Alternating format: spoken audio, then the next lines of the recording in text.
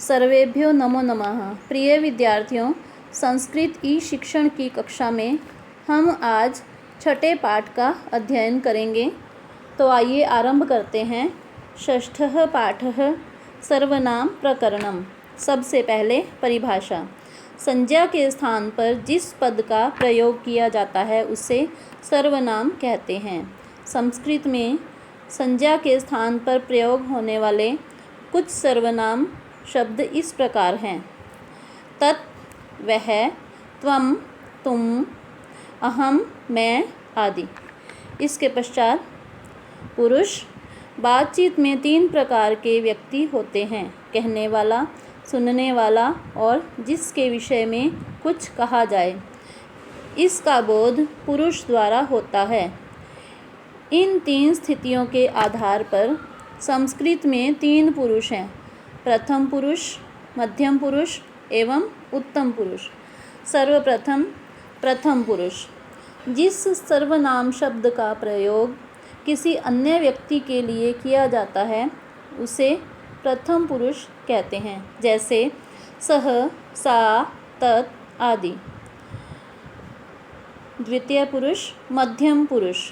जिस सर्वनाम शब्द का प्रयोग सुनने वाले व्यक्ति के लिए किया जाता है उसे मध्यम पुरुष कहते हैं, जैसे त्वम, युवाम, यूयम आदि।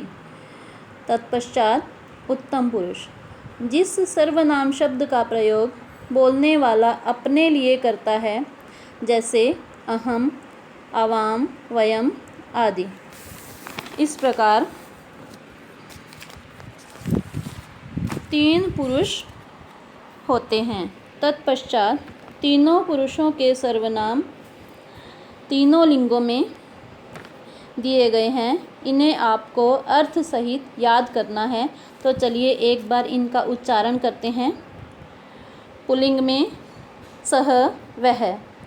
लड़का, लड़की या वस्तु शब्द यहाँ केवल लिंग को प्रदर्शित करने के लिए ही हैं, जैसे एक वचन रूप सह, वह, द्विवचन में तौ, वे दो, बहुवचन ते, वे सब। अब स्त्रीलिंग सा, वह, एक वचन रूप, द्विवचन ते, वे दो, बहुवचन ताहा, वे सब। तत्पश्चात नपुंसक लिंग तत्, वह, ते, वे दो, तानि, वे सब।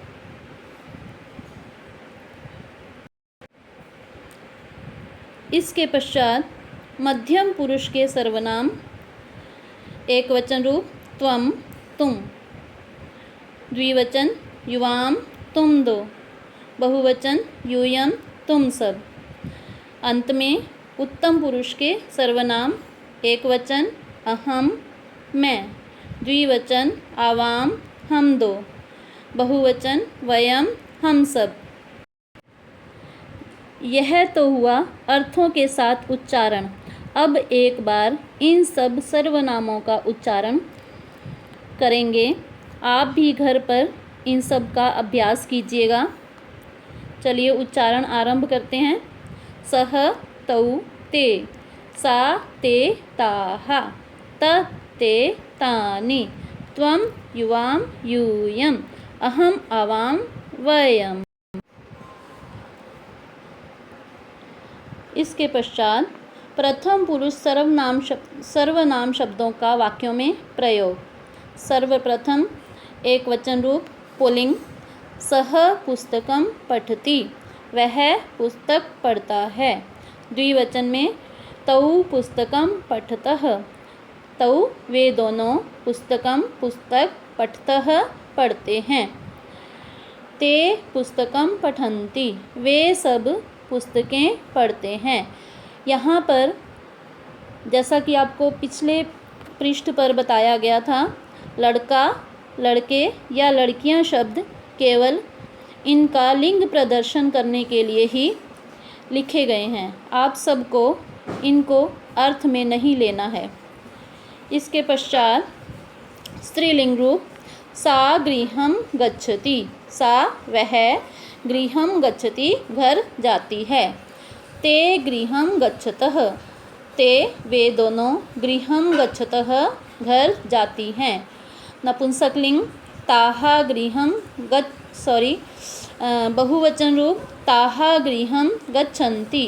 ताः वे सब गृहं घर को गच्छन्ति जाती हैं। तत्पश्चात नपुंसकलिंग एक वचन रूप तत् कमलम अस्ति वह कमल है। ते कमले स्तः यह इसका द्विवचन रूप है जिसका अर्थ होगा ते वे दोनों कमल हैं।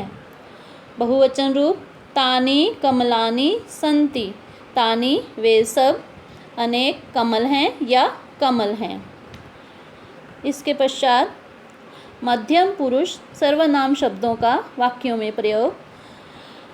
सर्वप्रथम एक वचन त्वं लेखं लिखसि। तुम लेख लिखते हो। द्विवचन रूप युवां लेखं लिखतः। तुम दोनों लेख लिखते हो। बहुवचन यूयं लेखं लिखत। तुम सब लेख लिखते हो। और अंत में उत्तम पुरुष सर्वनाम शब्दों का वाक्यों में प्रयोग। एक वचन रूप अहम ईश्वरं नमामि। अहम मैं ईश्वरम ईश्वर को नमामि नमस्कार या प्रणाम करता हूँ। द्विवचन रूप आवाम ईश्वरम नमावह। हम दोनों ईश्वर को नमस्कार करते हैं। बहुवचन वयम ईश्वरम नमामः। हम सब ईश्वर को नमस्कार करते हैं। तो यह था आपका छठा पाठ सर्वनाम प्रकरणम। इसके पश्चात इस पाठ का अभ्यास कार्य चलिए इसे भी कर लेते हैं। प्रश्न संख्या 1 बहुवचने परिवर्तनम कुरुत। बहुवचन में परिवर्तित करें। सह ते सा ताः तत् तानि त्वं यूयम् अहम वयम्। प्रश्न संख्या 2 उचित सर्वनाम पदेन रिक्त स्थानम पूरयत। उचित सर्वनाम पद से रिक्त स्थान की पूर्ति करें। तो चलिए सह तौ ते सा ते ताः तत् ते तानि त्वं युवां यूयम् अहम आवां वयम्। और अंत में प्रश्न संख्या 3 कोष्ठकात् उचित सर्वनाम पदम चित्वा रिक्त स्थानम पूरयत। उचित सर्वनाम पद को चुनकर रिक्त स्थानों की पूर्ति करें। सः बालकः ते कन्ये ते फले ते बालकाः तत् जलं ताः बालिकाः। तो प्यारे बच्चों यह था आपका छठा पाठ सर्वनाम प्रकरणम। आप सबको इस पाठ को ध्यानपूर्वक सुनना है और अभ्यास कार्य को अपनी इसी पुस्तक में ही पूर्ण करना है। धन्यवाद। आपका दिन शुभ हो।